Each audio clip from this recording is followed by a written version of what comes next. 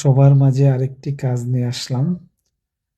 আজকে আমাদের 33 কেবি সাবস্টেশনের ট্রান্সফরমারের টেপ চেঞ্জার মোটর লাগানো হয়েছিল। আজ প্রথম একটি ট্রান্সফরমার লাগানো শেষ, তারপর দ্বিতীয় আরেকটি 10 মেগা ট্রান্সফরমার, ওটিতে এটিতে টেপ চেঞ্জার মোটরটি লাগানোর জন্য আমি যখন উঠলাম, উঠে দেখি কভার খুলে পানি ঢুকে গেছে। ভাই, আগে আমার পানিটুকু মুছতে হয়েছে। একটা জুট এবং একটা ফোম নিয়ে আগে পানিটুকু পরিষ্কার করলাম।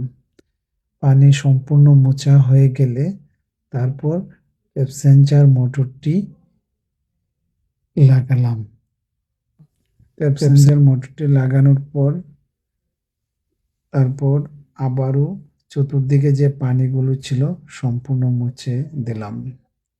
এই ট্যাপ মোটরের কাজ হলো ট্রান্সফরমারের ভোল্টেজ বাড়ানো, কমানো। অবশ্যই যারা ইলেকট্রিক্যালে কাজ করেন বা সাবস্টেশনে কাজ করেন তাদের জানা আছে। আর যারা সাবস্টেশন বা ইলেকট্রিক্যালে কাজ করেন না, তারা আসলে এই জিনিস সম্বন্ধে বুঝবেন না। তারপরে অনেকে জানতে